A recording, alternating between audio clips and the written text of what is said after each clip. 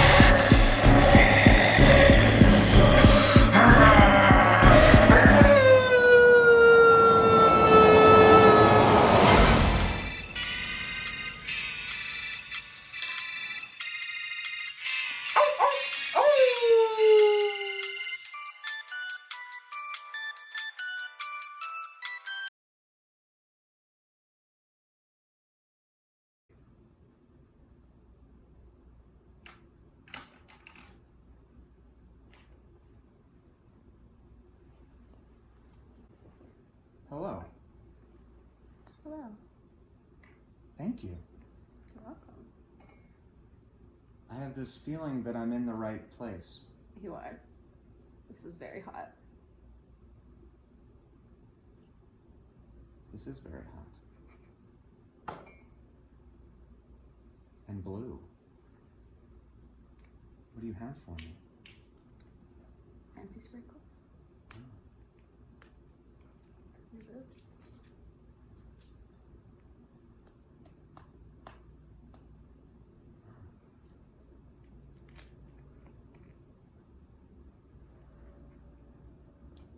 That's blue chamomile. Mm-hmm. Wow. Who are you? I'm the love witch. This is very hot. And this is real pewter. That's real pewter? It is. I got it at a Renaissance fair. Oh, wow. Well, Cheers. thank you for having me, Love Witch. Yes. I mean, I don't know if you want to know my name, but I am Wolfmandy Screame. Okay. Mm-hmm. Wolfmandy Screame? No. No? Oh! No, nothing? Well. This is extremely hot.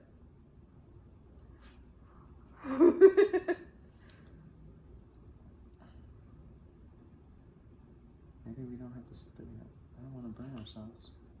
No, it's okay. Okay. Yeah, no, it's good. It's good? It's good, yeah. No, it's actually Can good. I trust you? Yeah. I'm drinking out of the hot pewter, so. Wow. It is actually really good. You brew a great cup of coffee. Thank you. Or coffee. Tea. You're welcome. Yeah, thank you so much. Wait, where are we? We are in my new apartment. Oh, thank you for having me. I'm really excited to meet you. Yeah. Tell me what's up. You came to talk about the Love Witch. It's really funny. It is really funny. Well, okay. It's hard to figure out a little bit. I don't know where I am, but I enjoy the vibe. I the first time I saw it, I was in a theater, and so people were laughing the whole time, and so that made the experience for me. But how did you see it for the first time? The first time I did see it in the theater as well, but I was at the old Cinefamily. That's where I saw it also. Oh, maybe we were at the same screening. Yeah. Were people not laughing at yours? I felt like it was a low energy thing, but I also will admit, I think I had one of my patented drowsy watching. I definitely fell asleep I went to see it twice because it was super late. I either saw it at like midnight or 10 p.m. or something, but there's a lull in the movie that is a really good time to take like a 20-minute nap. I think I had and it's like, because then for me, the movie's 20 minutes shorter, and so everyone who's like, man, it really could have cut out 20 minutes, I'm like, I did. You're just your own editor. No, Wow. exactly. Yeah, no, I'm a really good editor. Yeah, It's called it In a Blink of an Eye for a reason. So I'm like, 20 minutes late. Those, I can't do that because then I wonder, I don't know how long I've been out. Yeah. And I think it's been either a minute or it's been 20. And then I'm like thinking about that the whole time. What did I miss? Well, now I've seen the movie enough times to know that You didn't miss that perfect timing. What was the 20 minutes you cut? There's like a scene where they're doing a ritual with a whole bunch of people and they're like walking in a big circle. Oh, and but you missed some penises. And some. I mean, you just meet. Wow, missed some group nudity. Yeah. Most of the and I didn't need it. You didn't need that. Yeah, no. There like if it's gonna be in there, it should. I don't know. What were you gonna say? I was gonna say it should be good, and like those are some weird wieners, and I don't want to look at them, so wasn't excited. Wow, I feel bad for the people that. Sorry, your wiener is in a movie, and therefore opened my judgment. Fair and enough. And it was the misfortune and yes, that is the true. curse of the internet. Well, I had a previous episode where I was like, yeah, I guess I would do a sex scene for art, but now I don't know if I would. I mean, that wasn't a sex scene. That was just like you don't actually see. Your wiener is preserved for all time and for all judgment of posterity, and then they can deep fake your wiener into like other stuff. And that seems kind of like my wiener will live on beyond. No, me. yeah, I mean, I think isn't that the new STD? What I'm really interested in is love. What did you put on this tea? It's so good. Fancy sprinkles. It's a movie that took the first viewing. I was sort of not into it. I didn't get that it was funny necessarily, and it wasn't. I think I wanted more. What did I want? I think. Well, that was stupid me because I think second Andy, Wolfmandy. Excuse me. You don't know who I'm talking about. No. Wolfmandy saw this movie and fucking was in. From the first, like, awkward VO about talking about, exposition about her last husband and all of the, just, like, him, just seeing him dead on the floor. Like, that's what I want. Yeah. I can't remember what she says now. She's like, something about, like, he just got away from me and was like, he's dead. Like, clearly you straight up murdered him. How? Oh, wait, my husband left me. And like, he's dead. Anyways. She is so, like, naive / not at all. Yeah. It's like this really cool, I think, who's the actress who plays her? Samantha Robinson. She is, well, I would say, and also I was just sort of in love with her the second time. I just get it. And I'm like, oh yeah, I would last no time with this person. Yeah, no, 0 seconds. Like, whatever, the red convertible with the red lipstick, the red nail, like, the whole thing, like, I'm Trish in that first scene. She's like, you're so beautiful. Yes.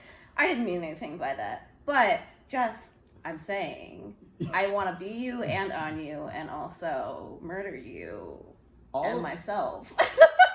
That's what this movie made me think too. It's like kind of like, and even it had this feeling where I felt that even just wanting to talk about the movie, it was sort of like, I want you to murder me. You can? I can. You can make my dream come true. I got, what's at the end? Oh. You want some? What is it? I mean, you can talk way more about the feminist angles and how sort of wonky it is, but who is it for, I guess? For us, clearly. Me. Yeah. It's for me. And what I get out of it is just, it's this very hilarious take on feminism, and like it's doing all of it. It's being this, this sensual, sexy woman and kind of this object of fantasy, but then also getting to be the killer, I think, but then also like I'm not sure. She kind of falls in love with killing in a way, and the fantasy that she'll never truly get the man or the love that she wants, and so she's like, well, it's just as fun to keep consuming men, so consuming men is fun. I think there's something fun about that, and like I also really love Jennifer's body, and that also she's like she eats men, so it's like there's something parallel in these two movies that I would even say Jennifer's body has some confusing feminism in it too. 100%. Yeah. This one to me, it's like I really identify with Elaine in some way because, well, she is looking for true love. At least that's what she is sort of projecting and wants. She wants the perfect man, and she wants, and I think why feminists don't like it is that she wants like to basically putting herself in the subservient thing always. But it's also a trap. Like, she is saying what the man wants to hear every single time. Like, but it's 100% a trap. Yeah, no, and she turns it on them instantly. And as soon as I really like I forget what the guy's name. When they go to the cabin, and then she poisons him, and he starts then professing his love. But then she's like, oh, ew, this is too much. This isn't what I wanted. And she is so conditioned against feminine emotion, I think, that then she's like, oh, he's a little girl, like I don't like that, and she's been turned against herself. And so I also think that she's not going to find fulfilling love on any, because you hear her exes and her father like calling her fat and being like, are you stupid, or are you a bitch, or are you stupid, and like whatever. So it's like she's had all of this stuff said to her that is like, of course she's not normal now. Of course she's not going to find a normal man who just objectively loves her for her wacky self and is fine with everything. Tra-la-la and so-la-di-da. Where were we? Men. Well, A, is anyone normal? Okay. Answer correct. B, I guess this is a different question. How is she going to pick up anyone normal the way she's doing it, I guess, is also the thing. Like, she's getting... Well, she also thinks that she needs to do love magic and love spells. Yes.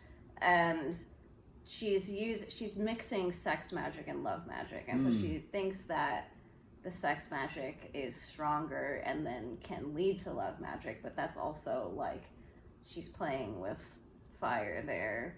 And it's actually, to me, I've had, like, I mean, as a man, I've had that confusion with love and sex too. And I don't think it's just a man thing, but it's sort of... that's what also, drew me in about this movie. It was like, I love how messy this is, and that it's like, I love that she's just, getting messy and kind of getting into it and just like following down that kind of dark path of like, I want everything, and if he doesn't love me, I'm gonna find the next one and I'm gonna make him love me harder. And if he doesn't love me, then I'm just gonna go to the next one. There's no learning. It's just sort of like I have to keep going. It's harder. Just tripling down, and going harder and harder. And more magic. There's something, that is, there's a fantasy to that, because it's like you can't do that unless you literally become a serial killer. So don't become a serial killer.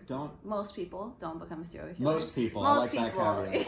Like, we want a couple. Some. We need true crime TV. So if you're still out there, I don't know. I don't know where I was going with that. Me neither. That's how I am for everything. I start sentences without knowing where it's going to go. It's thrilling but terrifying. Oh yeah, no, it's a Mike Scott move. But. Oh yeah. Well, God, I hope I think I'm at least I'm not as like offensive as him for the most part, but probably not as funny either. So oh well. You're not doing Scott's thoughts. Yeah. So. Witchcraft is just a way of concentrating energy. There's something so cavalier about everything that she does that is wonderful. I mean, there's no hiding. She doesn't hide the body at all. She doesn't hide anything. The very casual murder and like totally misunderstand, or like deliberately misunderstanding what's going on. And be like, what are you talking about? Like as she's holding a bloody, she's like, what? And she gets away with it often because she's hot. The cop's like, we're not going to investigate her. She's fine. And they're like, oh, I love the other cop we friend. Literally found her DNA. I love how this movie, like, you could think that it's the 60s, but then they have DNA testing, and they're like, we tested the blood in your, like, we know that it's yours. So yeah, because that was another confusion initially, where it's just like, wait, oh, maybe that explains why she's not getting in trouble, because we're in the past. But I mean, because it's shot like it's a Technicolor 60s movie, that's like the ode to this era. But yeah, and then so there's really no excuse except for her feminine wiles. Yeah. And just naivete and just sort of being. Yeah, no, and yeah, to have that kind of power that you can get away with anything is also very Intoxicating. fantastical. Yeah.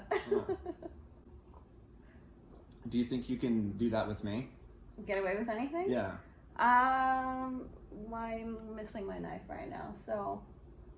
Well, I guess we won't find out until part 2.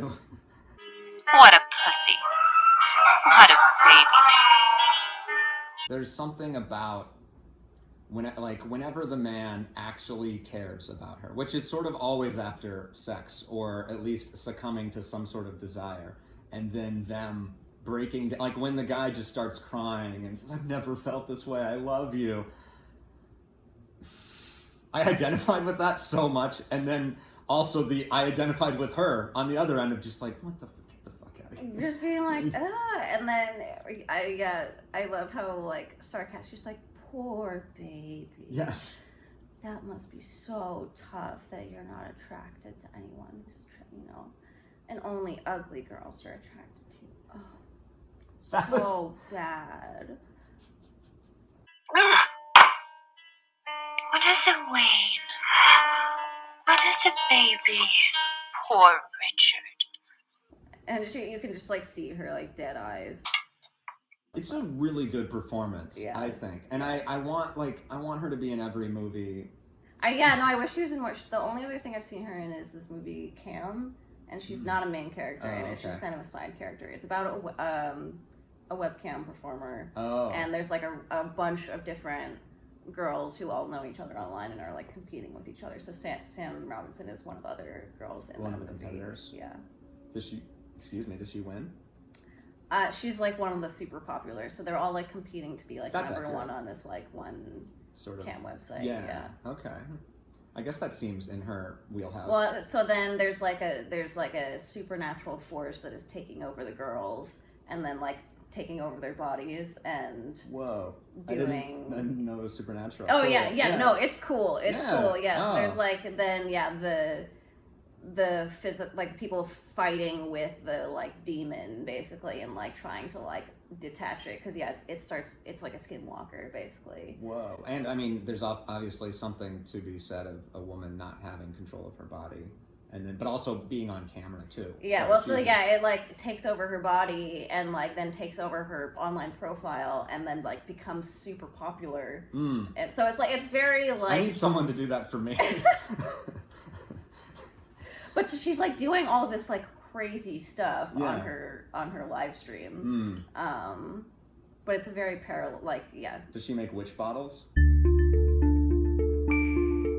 There's something so, I mean, that's the most cavalier and badass thing too. Just sort of like taking your tampon and just like it's like planting your flag. Yeah. No. This isn't gross. It's actually super normal and Well, to me that is like that to me is true. No, it like when I saw that the first time, I was like, "This is very radical," and I'm very here for it. Yeah, it's like it is also very funny and like and also just like all of the different complexities and facets of it are what I think make it work. Is like it is gross, but also it's very natural, but also it's very funny that we're doing all of this way. So I just every scene in this movie is a little bit gross, a little bit funny, a little bit weird and confusing, and then a little bit hot. And in every scene I'm wondering if I should be feeling one or all of those things. And then I'm sort of like, this is a kinky movie. It really is. And I'm here for it. Yeah.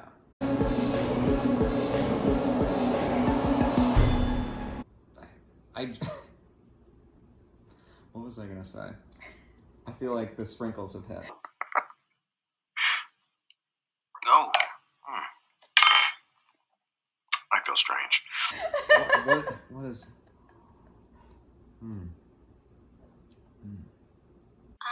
Dreamed of a fairy lady in a strange land. I love the music in the movie too, also written by Anna Biller. Because it's also the very silly Renaissance music, and I love that it's like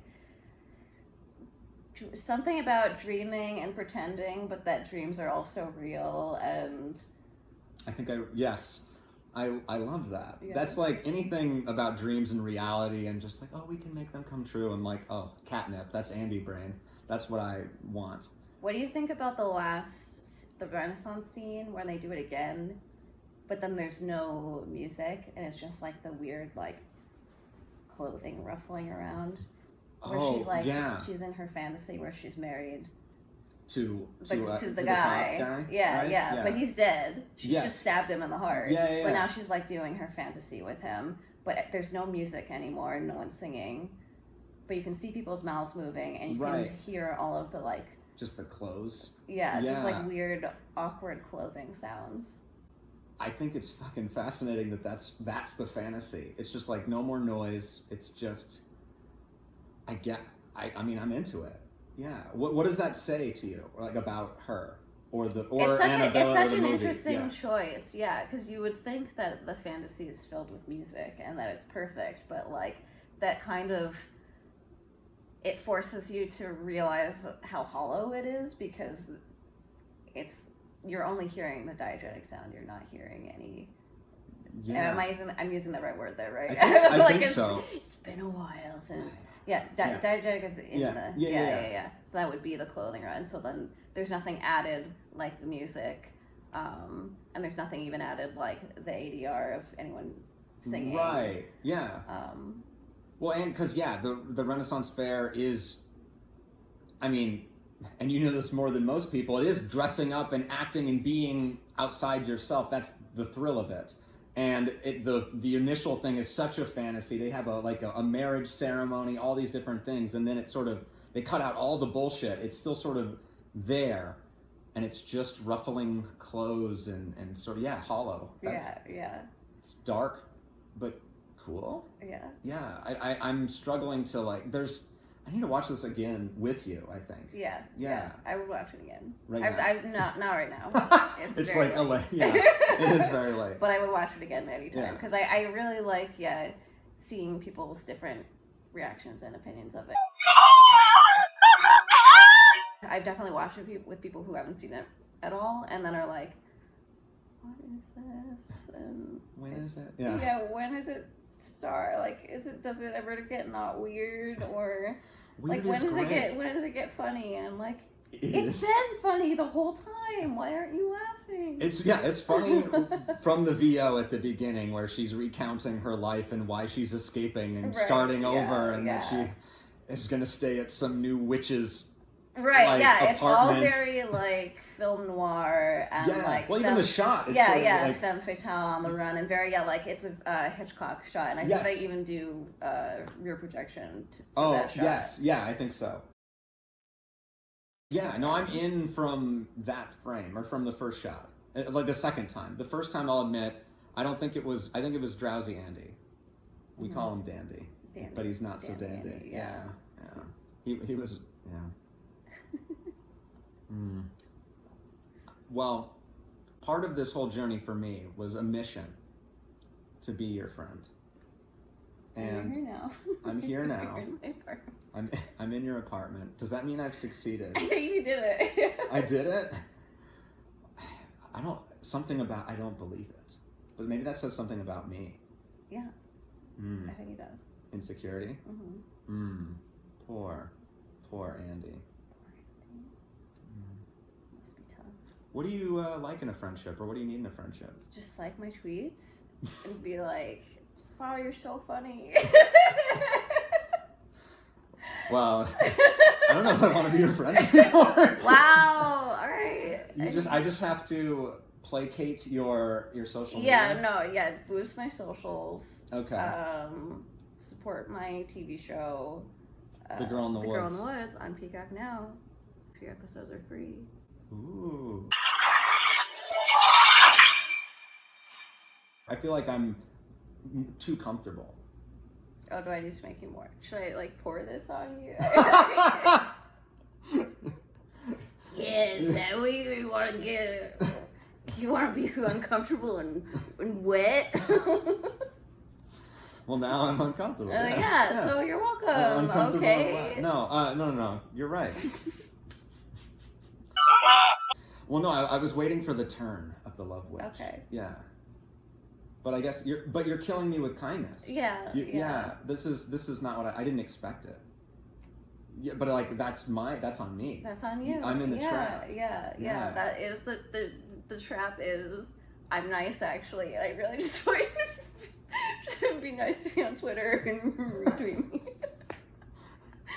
Like, ooh, that is so spoon. Maybe I'm evil, but I'm nice. Just like my tweets.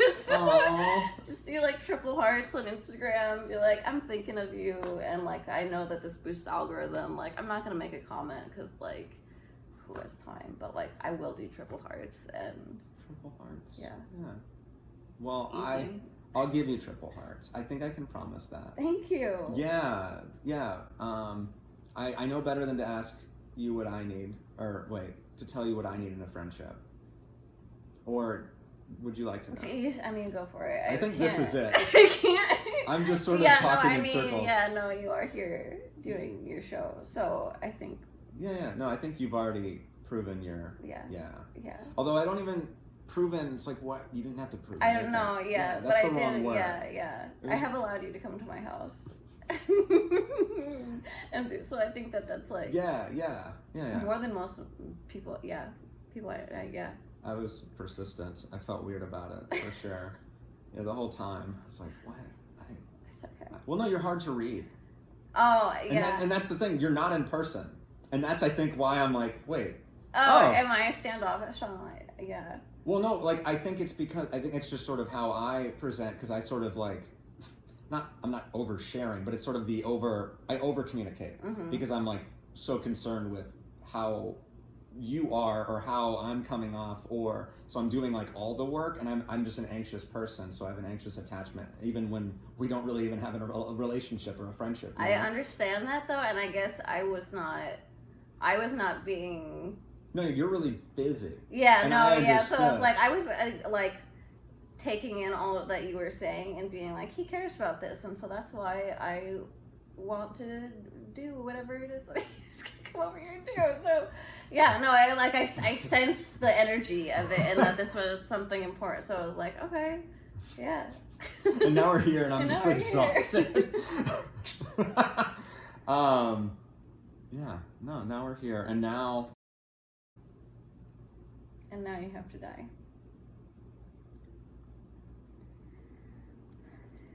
What? Them's the breaks, my friends. Welcome to friendship / hell. You're welcome. Why? Oh, poor Andy. I'll see you at the next phase of the moon.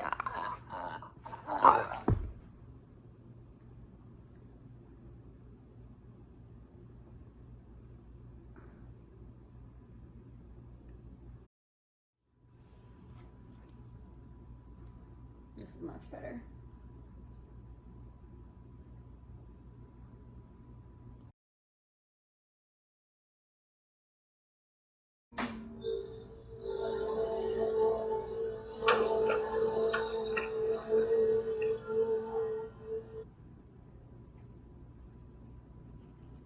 Is this seat taken? I was saving it for a podcaster. Oh, well, this is actually not a podcast, so yeah. Not taken then. Oh, well, thank you for letting me sit down. I saw you from across the room, and I've been wanting to talk to you since I saw you, and I've been wanting to be your friend. And here you are. And wait, am I already your friend? You're here. I am here. That's an Alice in Wonderland. But that's...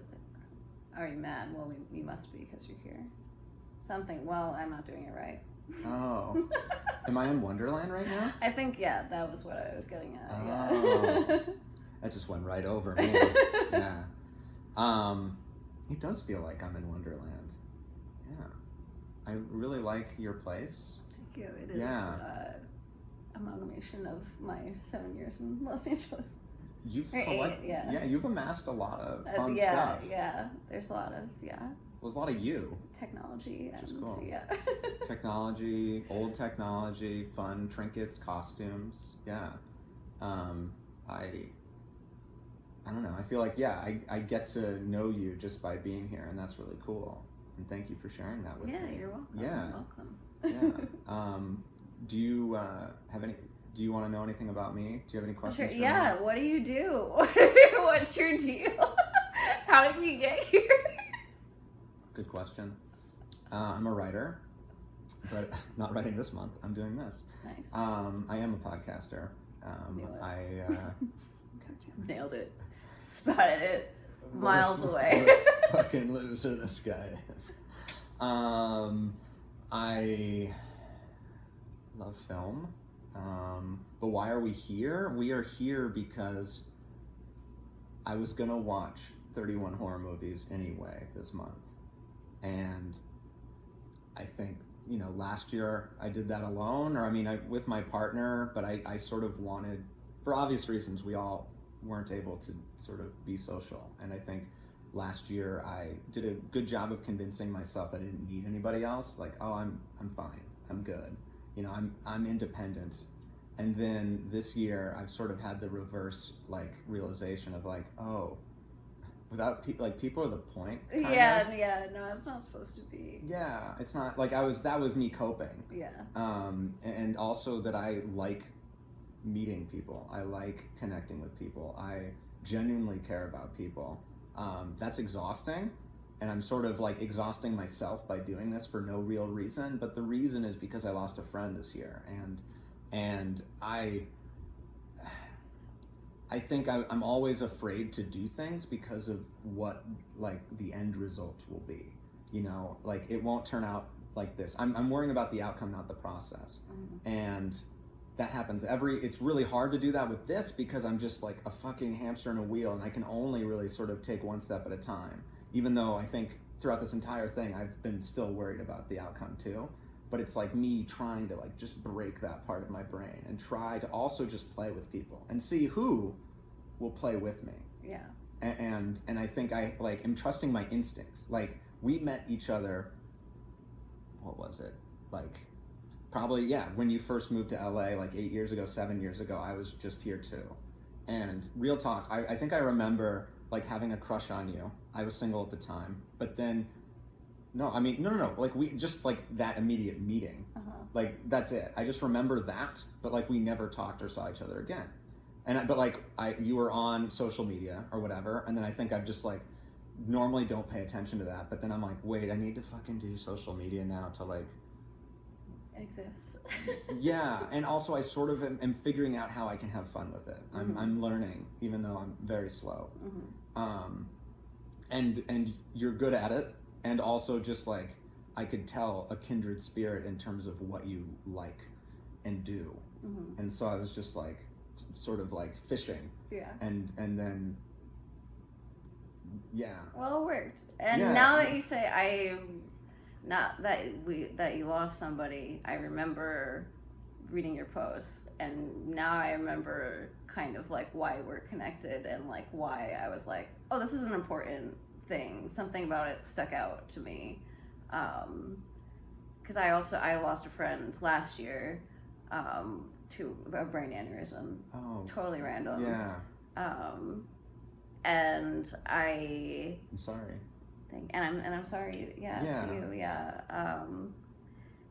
Yeah. And so I working in horror, you deal with death in such a different way, and there have been a few unexpected deaths in my life. A pretty close friend of mine in my junior year of high school either committed suicide or had a heart problem and crashed her car into a telephone pole. Oof. And it was right before finals, so my whole class didn't have finals that year, and that really affected my whole community. and an aunt of mine, my Aunt Teresa, who is someone who I aspire to be like. We also lost her pretty early. Sorry, I'm getting into some stuff now. Please. Yeah. My Aunt Teresa is my favorite aunt, and she made a really big impact on my brothers and I, and always had Beanie Babies and Pokemon cards for us, and she baked all of our birthday cakes. She and my grandma had a cake making company. They would do themed cake, anything you want, Pokemon, fairies, dinosaurs, do it every time. And so she was just someone who gave endlessly. And when people die, there's something left, and there's something that I want to take care of and kind of be the steward of and the shepherd of. Like, I feel like there's some energy left, and like I don't want that to go away. I don't want these pieces of these people that are gone to be, because their bodies are gone forever.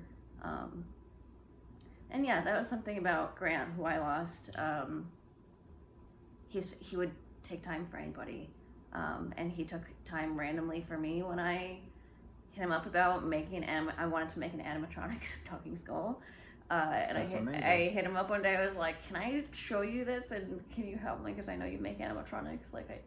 Also, you are the guy who makes animatronics. So like, this is very presumptuous of me to go to the guy." But he invited me into a studio, and we spent like 3 or 4 hours hanging out, and we were taking this thing apart. And it was only a couple months later that he passed away, and he was gone. And it was like I had just begun this friendship, this closer friendship. I had known he just was such a giving person. Anyway, getting back, that's just yeah. So something about that, and when you were posting that stuff, and then when you were talking to me about this, even though you didn't bring up any of that stuff, I still had something of that was like in the back of my mind, and was like, oh, that's why. To do this. Yeah. So. Well, thank you for sharing. Yeah, and thank you for trusting me with that. But like, and also, I think that is sort of what it's about. If anything's about anything, it's just the fact that I'm at a random person's apartment, and like we're both sharing and connecting, and there's nothing really else that matters. I mean, movies are a really great shortcut to getting there. To me, like that's how I connect. And I didn't know that growing up necessarily, that movies were how I sort of understood the world, or how I learned, or even how it feels like I'm communicating with the filmmaker or the actor in some ways. Like I'm like, oh, I know what this person is feeling, and I feel less alone because of it. And that to me is why I'm here. And I didn't know that. It's been a long roundabout thing. And then I'm sort of just experimenting. And I think I felt presumptuous, like, because you were the girl in terms of like horror, right? You work for Crypt TV, and I'm like, no one's gonna fucking watch this. But I'm also like, who cares? I don't know. This is me, and the other projects that I'm doing, like the Naked Man podcast, is me doing exactly this with people, and sort of, I don't know. Like, I think before I wouldn't have done this, and I feel weird and complicated about sort of putting my friend in the forefront, because I know that he would not. He's a shy person, and also it sort of in a way almost feels like I'm using it in some sort of way. But for me, it's just like one of the many reasons of the past 2 years of why I can't like just stop myself from trying and doing things, and sort of just being like, for many reasons, this man isn't here, and I took him for granted. I've taken people for granted. I've taken myself for granted, and I just sort of don't want to do that anymore. And I guess having you dress up as the Love Witch is somehow connected to that. Yeah. No, it's all part of something. Yeah. And also, I think I'm so in my head about wondering, like, wait, how does this make sense? But as we talked about with the Love Witch, doesn't have to necessarily. Doesn't matter. If you're having a good time, you're here for a good, not a long time, and like Yeah. you don't have to understand it. You just have to. Yeah. You're just cruising. You're just here for it. Yeah, that's. Well, thank you, Alyssa, for being my love witch for You're today. welcome. You're so welcome. And thank you for being my friend. Welcome. Yeah. I'm very glad. Yeah. Very glad to be friends. Awesome. And watch her show, The Girl in the Woods. Thank you. And yeah, thank you so much for going on this journey. This is day 29. Day 30 is tomorrow. And Alyssa, let's howl at the moon for the friends we miss, the friends we wish were here to see this.